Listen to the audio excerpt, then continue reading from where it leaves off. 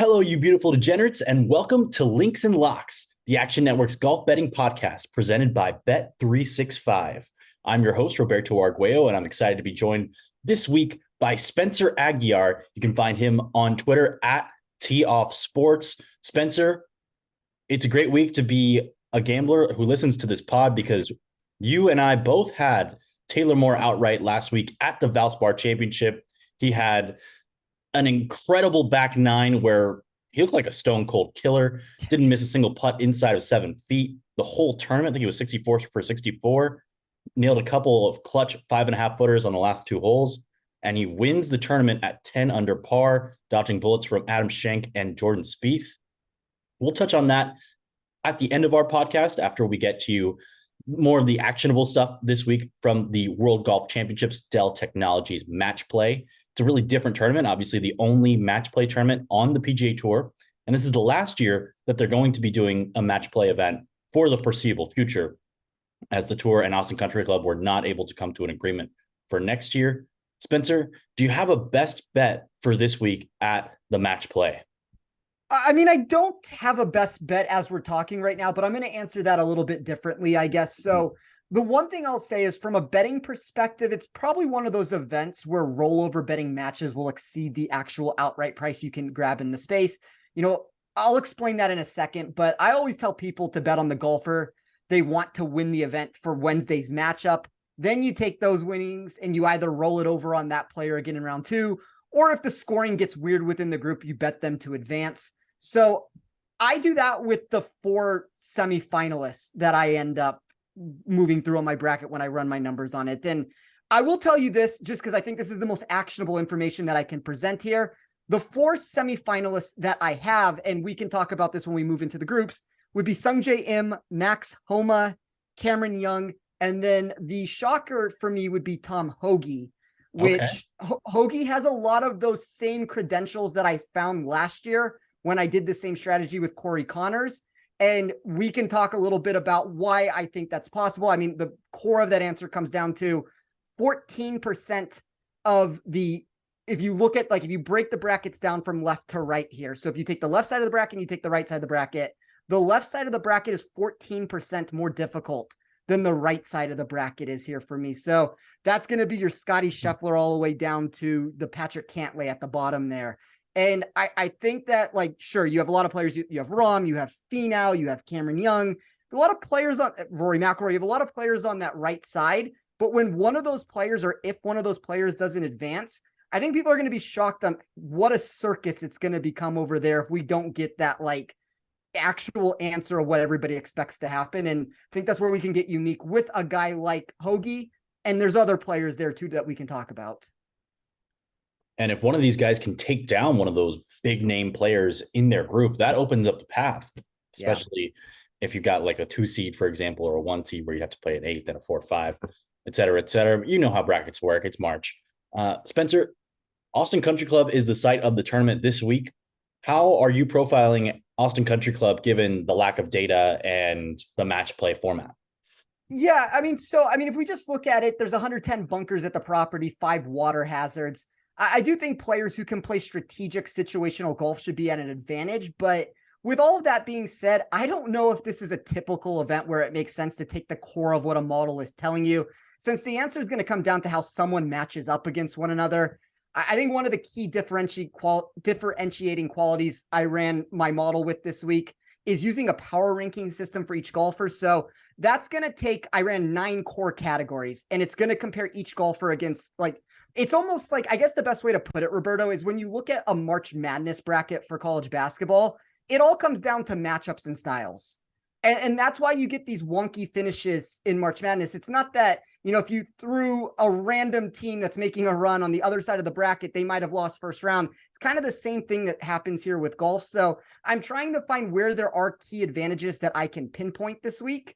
And it kind of becomes that stylistic fit of how does everybody match up against each other? Because, you know, that's kind of one of my answers with Tom Hoge. There's 2 players, or there's 2 groups on the right side of the bracket. It would be the Xander side with Hoge, and it would be Rahm's bracket with Billy Horschel, Keith Mitchell, Ricky Fowler.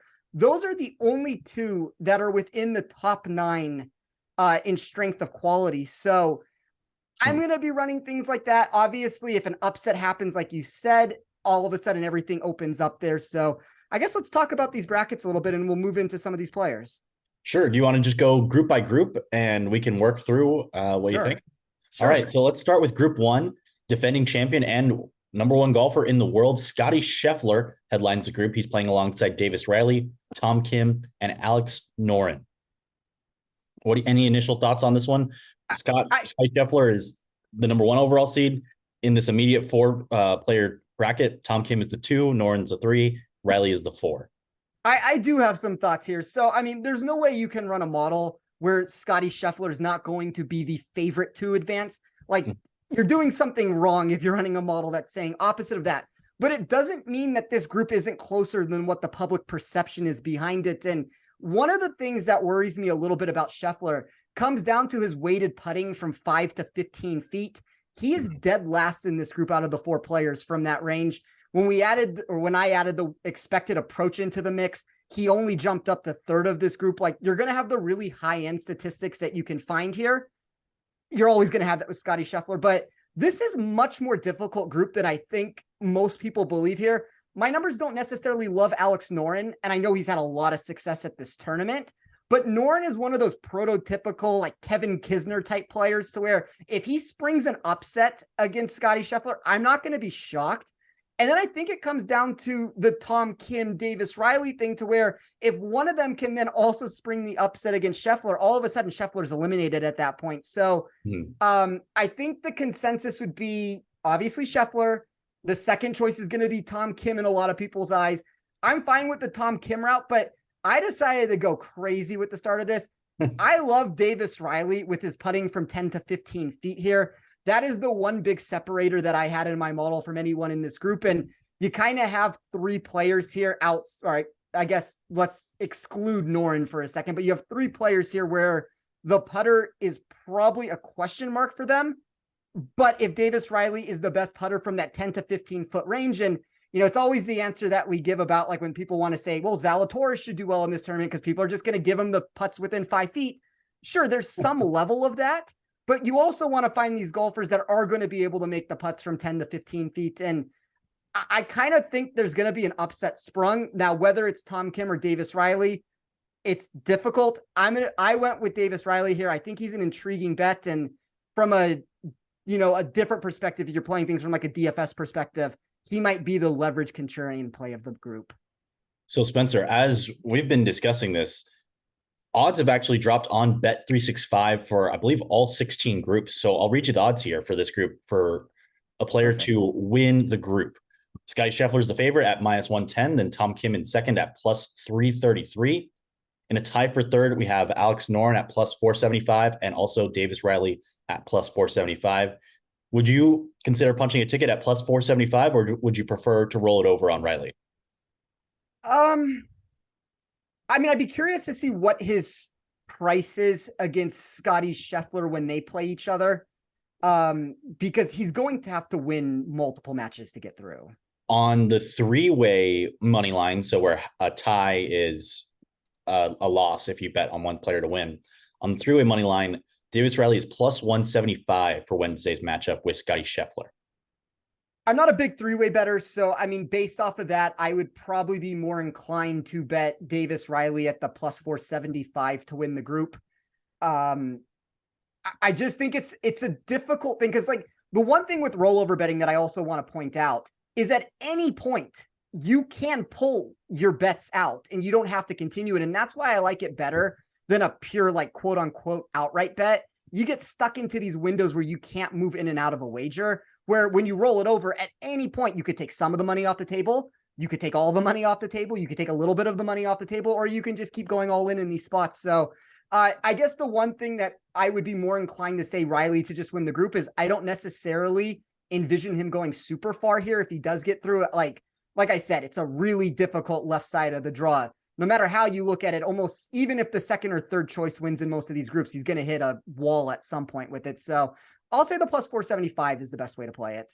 All right. We'll keep moving through the bracket, actually, instead of going numerically 1 through 16.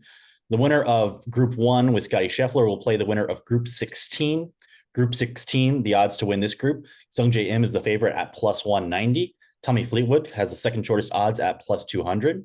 He's followed by Maverick McNeely at plus 350 and JT Poston at plus 375. Any leans on this one?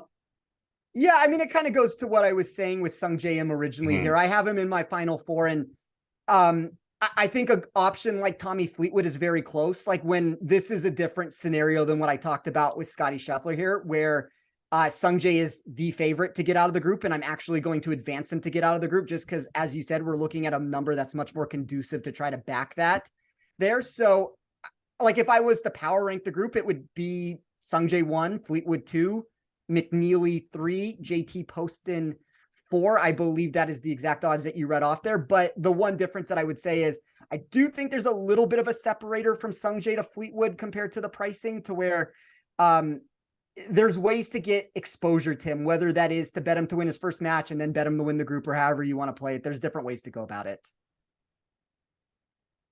I think it's going to be a really interesting one with with McNeely and Poston as players who can putt really well, and then Fleetwood coming off of an impressive ball striking week last week. And he's got some momentum going into this one. I think he's gained at least 0.3 strokes per round on approach in 5 straight tournaments. Let's move to Group 8, which features Victor Hovland at plus 140 to win the group, Chris Kirk at plus 320 to win the group. He recently won the Honda Classic. And then you've got Siwoo Kim at plus 320. And finally, Matt Kuchar at plus 350. Anything stand out to you about that group? A little bit so. So when I ran my numbers here, this was the number one group of strength.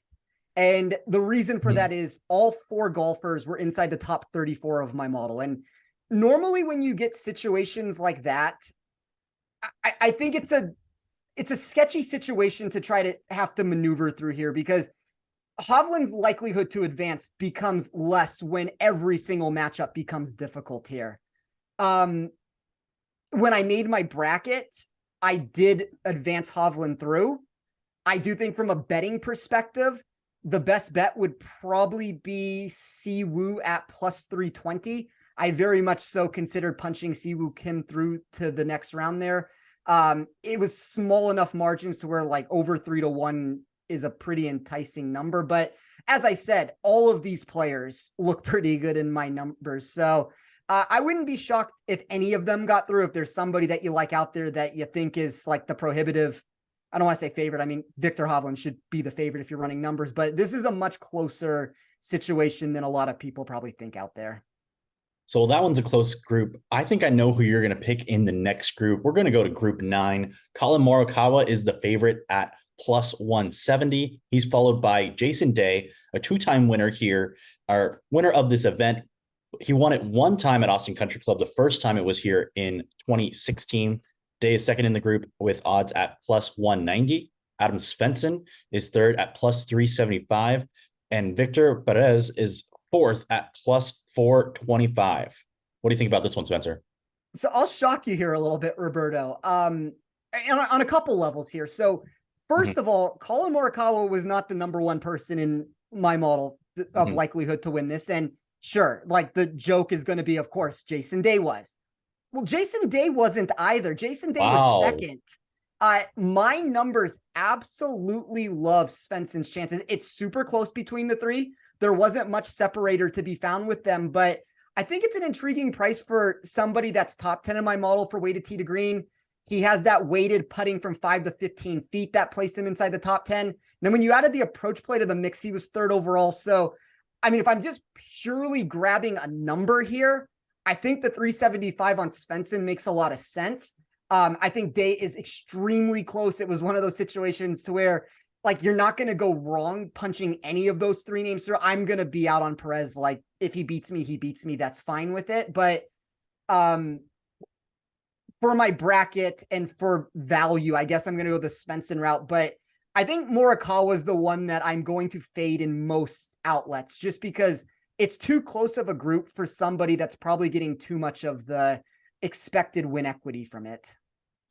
And listeners of the show will know that you punched a nice fat ticket, I believe, on Adam Svensson at the RSM Classic near 150-1. So no surprise that you like him again. And when you liked him, he's come through. And I know that 5 to 15 feet range of putting is going to be really key at Austin Country Club.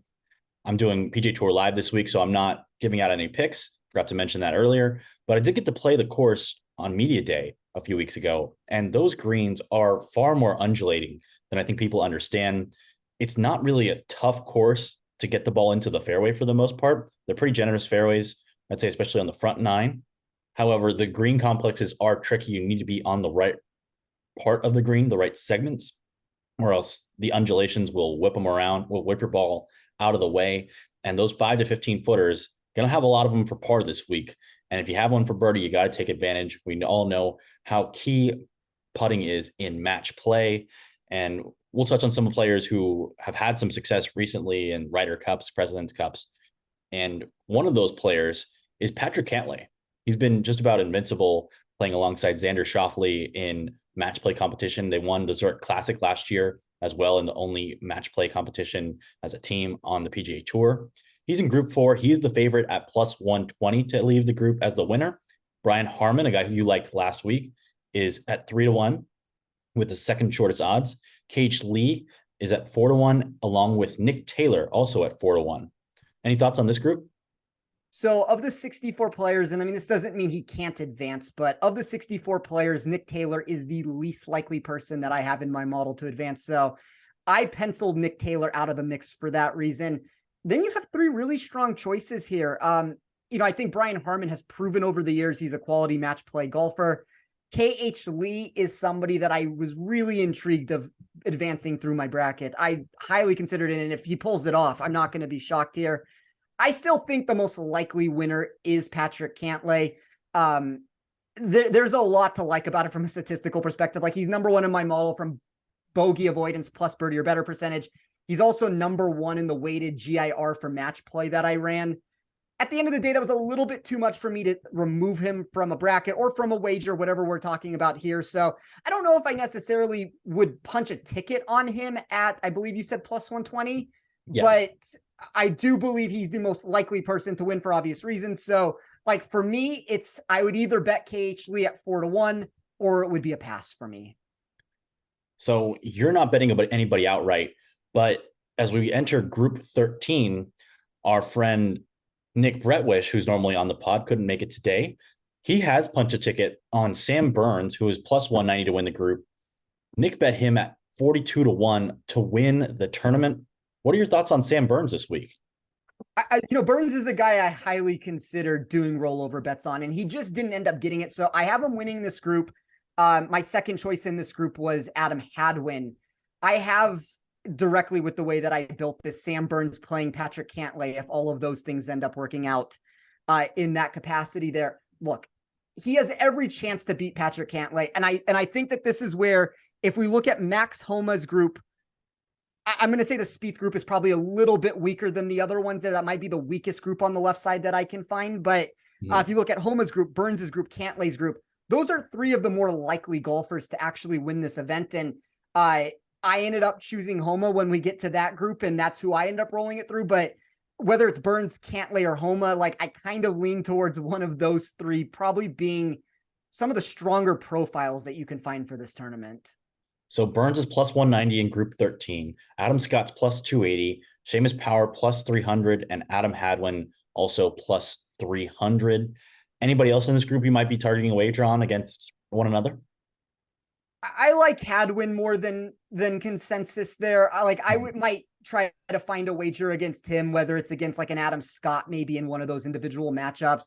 I wouldn't be shocked if Hadwin ended up sneaking through the group. I don't think it's going to happen. I still think Burns is the best value. And if I was to roll over bet it, it would stem from the route through him there. But no, I'm a little bit lower than consensus probably on Adam Scott than most people. So he'd be the one I'd be trying to take on. So two more groups on the left side of the bracket. Second last one is Group 5. Max Homa is the favorite at plus 170. Hideki Matsuyama has the second shortest odds at plus 225. He's followed by Justin Suh at plus 350. And former winner of this event, Kevin Kisner, a guy who's an absolute pain to play out here at Austin Country Club with the way he rolls the rock into the cup consistently. Any thoughts on this group? I know you love Max Homa. So I'm going to just start with saying this at the beginning here. And I say this almost every single year, and I get burned every single year from this. If Kevin Kisner wins this group, like, I'm not going to promise anything outrageous on this show, but he's 60th out of 64 players in likelihood to win. I think if you're looking for somebody that can spring an upset out of nowhere, kind of like Justin Suh a little bit, I could see his putting really work well here. It wouldn't shock me if he ended up getting through the group, and even Hideki's numbers look fine at the end of the day. But the strongest profile I had from top to bottom was Max Homa. So it kind of took more than, like Suh to me was a top 20 sort of match play golfer. And I think if he can consistently make this tournament, I wouldn't be shocked if we see him make a run at some point here. And maybe it starts this week, but I just think Homa's overall skill set will end up winning at the end of the day. And I'm not necessarily buying that this Kisner matchup is as difficult for everybody as it's believed out there. I'm very excited just to see those four players battle it out against each other. You got a good group. It's a very good group. You got good putters. You got great ball strikers. You got big personalities. I think that one's going to be fun. And finally, group 12, last group on the left side of the bracket. Spencer, you mentioned that this might be the weakest group overall. Jordan Spieth is the favorite at plus 175. He's followed by Shane Lowry at plus 220. Then Taylor Montgomery at plus 300. And finally, Mackenzie Hughes at plus 475. What are your thoughts on this one? I have a very slight edge for Jordan Spieth to get through if we're just running numbers here. And there's not much of a difference. The proper numbers here are almost flat across the board of the way that I'm running it. So that price on Spieth at plus 175 is just like substantially off from where it needs to be to at least make it bettable. It doesn't mean that he can't get himself through the group. It's not a good wager at the number that it's at. I would make a very similar argument for Shane Lowry that if Spieth's number is too low, then Lowry's number is probably too low also. I think if you were to tell me that I need to bet one of them, I would take Taylor Montgomery at 3-1. That's who I have winning the group, but it's very small margins between Spieth, Montgomery, and Lowry. I don't necessarily have massive beliefs that any of them are going to make a massive run after getting through. Montgomery has the putter. Spieth has that magical putter that can come out of nowhere with it. Hughes can kind of do the same with it. I don't know. To me, I'm going to advance Montgomery, but there's not a massive edge to be found on those top three names. I think this is a course where Taylor Montgomery can really thrive, and it'll be fun to see him play the likes of Jordan Spieth, two guys who can really roll the rock. That could be a really entertaining match. Let's move over to the right side of the bracket. Jon Rahm is the highest seed on this side. He is plus 115 to win Group 2. He's followed by Ricky Fowler, who makes his return to Austin at plus 333 to win the group, followed by Kashmir Keith Mitchell, plus 375. And of course, a former winner here, Billy Horschel at plus 400. What do you think about this one? So this is the third toughest group that I have. And this is one of the two I was talking about on the right side of the bracket, to where there is difficulty. And this is where, let's just say hypothetically, I'll pick a name here. Let's say Keith Mitchell springs the upset. This is where all of a sudden the bracket opens up and you could just see madness ensue of what your final four ends up being. I ended up going with Jon Rahm to advance. I think from a betting perspective, I would not touch Jon Rahm at plus 115. I think it's way too difficult of a group. For that reason, if you're telling me to pick a name, I would probably say Keith Mitchell at plus 375. But it's close. There's not a massive difference between a lot of these players. And Horschel has proven historically just with himself that he's an incredible match play golfer. And I think that more than anything, it makes Rahm's price kind of undoable. I think it's really awesome that the match play tournament is staged at this point in the year right now, where you've got just enough time so far in 2023 in the calendar year where guys have already established themselves, as Ricky Fowler is making a resurgent run. Keith Mitchell is popping up, elevating his game out of nowhere. Jon Rahm is taking his game to levels that we haven't seen outside of guys named Eldrick in recent form. So a lot of momentum in this group, which should be really fun. And you mentioned it's one of your toughest groups out there. The winner of that group will play the winner of Group 15. Cameron Young is the favorite at plus 162. Corey Connors next at plus 240. Sepp Straka comes in third at plus 350. And finally, Davis Thompson, who nearly took down Jon Rahm at the Amex, is fourth at plus 375. You making a pick here from Group 15 to go farther if potentially John Rahm gets upset, and who might that be? Yeah, so it's going to be Cameron Young for me. We can talk about caddy changes and all of those things. I don't know if that's necessarily what I would have hoped from a news perspective. I don't think it's a bad thing. Like, we know Paul Tesori is an incredible caddy that is going to help Cameron Young win at some point, probably very soon. I hope from a public betting perspective that the public doesn't jump on that. I just think that Cameron Young suits really well for this course that we're asking. So he has the total driving, he has the long iron proximity, he has the short iron proximity, kind of all those things that you merge together with it. And that's one of the reasons to why, like, I was more likely to have Rahm lose early, because the strength of the profile that I had on Cameron Young was so strong. So he will be a rollover candidate for me. He will be a golfer that if he wins this event, it's going to end up equating to a big win. And he's one of, I would say there's probably like 3 or 4 players on this right side, and I only have bets on 2 of them technically, to where this could become a very big rollover, like specifically if Rahm is the opponent he takes on in the Sweet 16. Cam Young 30-1 on Bet365 to win the tournament outright. What would his number have to be for you to try to bet it outright? But if you would bet it outright, I know you said you want to roll it over. Like, I'm okay with the 30-1 price. I think it's a fair number. I guess it just always goes back to that you tie up the funds and then you can't get out of it. Mm-hmm. And I would rather, like, there's ways that I could bet Cameron Young to win his first match, remove all the risk from the table, only play with the winnings for the rest of the way through and roll it over. And then I'm free rolling the rest of the tournament. So that's kind of like my strategy, is like, try to hit the first bet, free roll the rest of the tournament and see how far I can run it up. I do think 30-1 is a fair number, but it's one of those spots to where everybody has the matchups available to them. You can roll over bet this. Like, it's not something that's undoable for everybody out there. It's just, I know some people would rather put in the wager, and if you would, 30-1 is an okay number. And I think it's like a tangible enough win equity that you actually might be gaining some value, just because I do think the right side could implode. Maybe if you think John Rahm's going to get upset, place that 30-1. But if you don't think he's going to get upset, roll it over. I mean, that's a fair way to look at it. Let's look at Group 7. Will Zalatoris is the favorite here, plus 170, followed by Harris English at plus 280. Then Ryan Fox at plus 300, and finally Andrew Putnam at plus 350.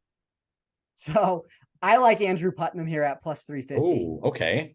And it really comes down to a couple of things. It's going to be the putter. Like, you have a couple players here that have fine putting acumen that they bring to the table. Like, Harris English has some of that too, but I don't trust Zalatoris. And if I don't trust Zalatoris, then it means that somebody else has to be undervalued here. I don't necessarily know what to expect from English on a week-to-week perspective. Ryan Fox is one of those golfers that, when you look at these non-Americans that sometimes find success, maybe he has the skill set that can do it, but I like Putnam's skill set for this course. I think this is a ripe spot for him to be able to advance himself through the group.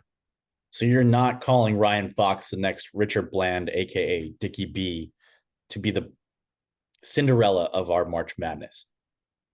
I don't think it's inconceivable. Like, if I was here, like, this is the one thing I want to say. Of the 16 groups, this is the 15th in terms of difficulty. So it's the second weakest one that I have on the board. Anything can happen. It's the same exact answer that came into play with Richard Bland last year. DeChambeau's group with him was the easiest group that could be found. When it's the easiest group, like, things can happen. Anybody can advance. I'm going to go with the Putnam route of it, but I'm going to fade Zalatoris more than anything else. Like, if you want to do it with Ryan Fox, that's fine. Might be somewhat comparable, apples and oranges here, of course, but with having a weak team in the NCAA tournament, a team that we might say is overseeded, or a team that you just think has weaknesses, like an Arizona or a Purdue, where if you think they might have a better chance of losing, pick against them early, and you get rewarded with that later on in your bracket. Let's go to Group 10. Tony Finau, plus 162 to win the group. Recent winner, Kurt Kitayama, is plus 260. He's followed by Adrian Moronk at plus 375 and Christian Bezuidenhout at plus 333. So Bezuidenhout actually has the third shortest odds, Moronk the fourth shortest. What do you think there, Spencer, for Group 10? I like Finau. I always like Finau in match play, and he never seems to get through the group, but this is going to be the best opportunity that he's ever had before. He's another golfer that I wanted to find a way to get more exposure to. I'm probably not going to roll him over just because I had Cameron Young taking him out in the Elite Eight, but it's kind of like the same answer that I gave with Sam Burns a second ago. Finau can win this tournament, and I think that there's ways to get exposure to him if you do want to bet him. Let's go to Group 3. Rory McIlroy, one of the only, I believe he and Scottie Scheffler are the only two people who have minus numbers in front of their names to win the group. He is minus 110. Along with him in Group 3 are Keegan Bradley at plus 280, Denny McCarthy at plus 450, and Scott Stallings plus 600. Longest shot to win any group here in the match play. So, like, let's look at McCarthy first, and this is not who I have, but McCarthy has the one intangible that nobody else does. He has the putter. Yeah. Like, he may be able to spring an upset against a guy like Rory McIlroy, and it just changes the whole complexion of the group, even if he's not the one that inevitably ends up getting through. I think from a ball striking perspective, I probably trust Keegan Bradley the most over 3 matches here. You know, Rory's looked a little bit off to me this season. Doesn't mean he can't turn it around, but this is one of those events to where if you are not on, you can be upset by any single player in the tournament on any day with it. And I don't know. I think this bottom group, I think like specifically looking at these 4 bottom groups with Xander, Fitzpatrick's group, Hatton's group, and then Rory's group, this is where the chaos ensues. Because if you don't believe that all of a sudden Rory gets through, then like this could open up and all of a sudden you have a final 4 participant that comes out of nowhere. So let's talk about that. Next group, who will play the winner of that group with Rory McIlroy. That's Group 3. This is Group 14. Tyrrell Hatton is plus 125, followed by Russell Henley at 3-1. Then Ben Griffin at plus 375 and Lucas Herbert at plus 400. It's the most likely that Hatton gets through here, but I don't think it's as likely as most people think it is out there. And I gave this answer last year to where I had Henley making a run in my bracket, and he went 0-3. It was not a good performance from him. But the one thing I noted about last year that I'd like to go back to is in match play in his career, he had never lost a match before last season, before the 18th hole. So he had always gotten to the 18th hole. He didn't have a good match play record. That to me is one of those golfers to where at some point it's going to work. He's a very streaky golfer. That becomes difficult to get through 3 matches. But if he can catch fire, I do think he's a sneaky person that can make a bit of a run here. And if it means that I can fade the public with Hatton here and try to go a different route, Henley's a unique prospect to go with. Well, I know that somewhere Nick Bretwish is smiling with you talking up Russell Henley. Let's move to Group 6. Xander Schauffele is the favorite at plus 130, followed by Tom Hoge at plus 280, then Aaron Wise at 4-1, and finally Cameron Davis at plus 425. What do you think about Group 6? So this group reminds me exactly of what we saw last year with Corey Connors' group. Very difficult group. This is the second most difficult group that I have. Because it is so challenging, it's kind of the same thing that I'm talking about with Hovland, even though I did pick Hovland to technically go through. Upsets can happen. And the person who can get through this group can all of a sudden make a real run at this. And there's a lot of intangibles that Tom Hoge's bringing to the table. Number 1 in my model in weighted par 3 scoring. Number 1 in my model at expected approach plus expected putting. So that's players that are going to put it close enough and make the putt. He is top 5 in my model in weighted GIR for match play. He's top 5 in my model for just weighted tee to green in general. There's a lot to like about him. And I kind of think that if he can get through this group, this is where he can make a final 4 run, a final run, maybe even win the event.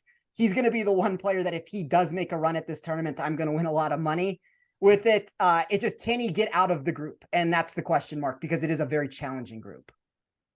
He gained over 2.4 strokes per round on approach in his last tournament. That was the Players, where he finished in a tie for 3rd. The approach numbers have really been impressive for Tom Hoge this year. We'll see if he can keep it rolling. Finally, the last group, Group 11, Matt Fitzpatrick is the favorite at plus 187, then Sahith Theegala at plus 240. He's followed by Minwoo Lee at plus 280, and finally, JJ Spawn is plus 375. Who do you think comes out of Group 11? This is like, I mean, if you want to say like Theegala, Minwoo Lee, sure. This is a spot I'm going to fade Matthew Fitzpatrick in. I'm going to do it with JJ Spawn. I like that price that you can get on him, and I could see him winning this group and, you know, maybe putting himself in a position to face Hoge, which might not be the greatest matchup, but you never know what could happen with it. And all of a sudden he could make more of a run out of this. So I'm going to try to take Fitzpatrick on. And it's kind of like the general sentiment that I'm taking on these bottom 4 groups to begin with. Like, let me find a way to take Xander on. Let me find a way to take Fitzpatrick on. Let me find a way to take Hatton on. Let me find a way to take Rory on. And all of a sudden, let's see who can get out of it. And if that means like a Henley or a Hoagie or one of these guys can make a run, the rollover really starts adding up at that point. The last time JJ Spawn made a start on the PGA Tour in Texas, he won the Valero Texas Open 51 weeks ago. So maybe he'll keep that Texas momentum rolling. Spencer, any final thoughts on the match play before we circle back to Taylor Moore very briefly? No, I mean, it's a fun tournament. Like, obviously gamble within your means here. There's more volatility. If you think March Madness for basketball is volatile, this is more volatile than that. Like, it's going to probably, if you have 16 groups here and you say like the top person from the group gets through, it's probably going to happen, I don't know, 6, 7, 8 times.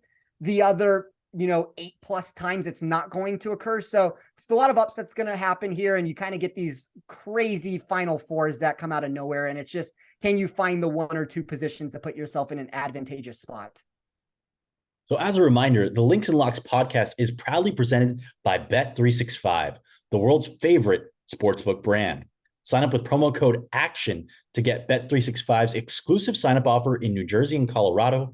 Bet $1 on any game, get $200 free. Spencer, we had a slower start to the year from an outright perspective so far this calendar year, with a lot of favorites winning, with Jon Rahm and Scotty Scheffler being dominant.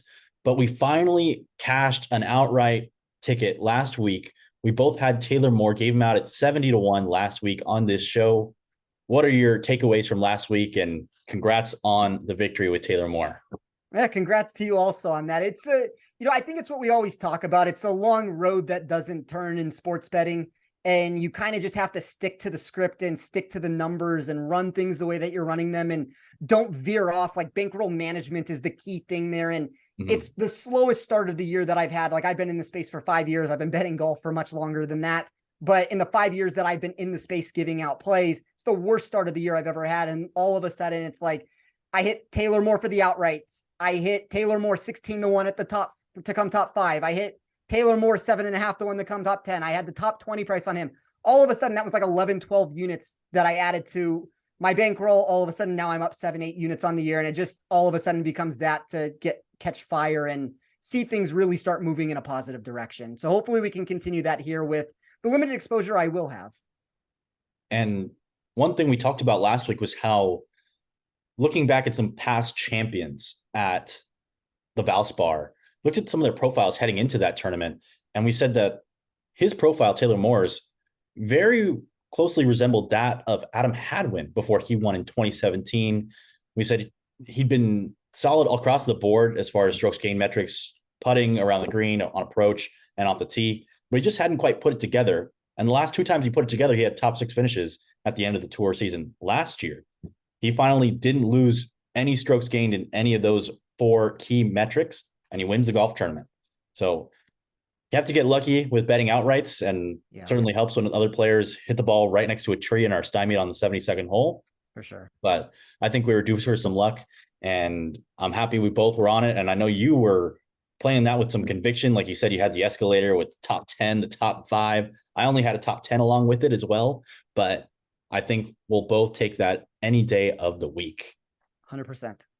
Spencer, any final thoughts before you head out of here? Where can the people find the rest of your work this week? I know it's a weird schedule with the tournament starting on a Wednesday. Yeah, so you can find me at T-Off Sports on Twitter. I'll have my model over at Rotoballer. You can find all the written or most of the written content I have there. And I will have an Action Network article tomorrow that will go through some of these plays that we talked about and see if we can find any round 1 matchups. Awesome. Yeah, stay tuned for that. The markets literally updated the group odds as we were doing this podcast here on a Monday night. So Spencer will have more up-to-date picks for you tomorrow. You can check that out through his Twitter or on the Action Network app. You can find me on streams 2 and 3 for PGA Tour Live this week. That'll be the marquee group, the feature groups, and then also the 13th hole. 13th hole, if you're not familiar with Austin Country Club, normally plays as the 4th hole for the members, but they switched to 9s for the tournament. And it is a drivable par 4 going around a body of water to the left. And players can drive the ball onto the green with a driver or a 3-wood. A lot of times they just blow it over the green into the grandstand because they get the temporary immovable object relief. So it'll be a fascinating hole where the tournament could be won and lost. A lot of height stakes, and it's an interesting shot. I put the ball on the green and 3-putted when I played the Taurus a couple weeks ago, which was fun until it wasn't. But we should have a lot of excitement at Austin Country Club, especially with the front 9 playing like a hill country course in Texas, and then going to the back 9 where it's more of a link style on the water. Spencer, I know you've got to go, but thanks for tuning in, or thanks for hopping on with me this week on short notice with it being a Monday. And hopefully you can cash one of your players to roll over and win outright for a second consecutive week. That's the hope here. So thanks to everyone for tuning in to the Links and Locks podcast. For more great golf content from our Action Network and Golf Bet team, check out our Best Bets episode from earlier this week, featuring our own Jason Sobel and the PGA Tour's Ben Everill as they quickly run down their top plays for this week's tournament. You can find us on Twitter. Spencer is at @TOffSports and I'm at Roberto8213. Thanks again to everyone who makes this podcast possible, especially our producers Noah, Sophia, and Matt. Thanks for tuning in to the Links and Locks podcast, and here's to hoping you hit the green.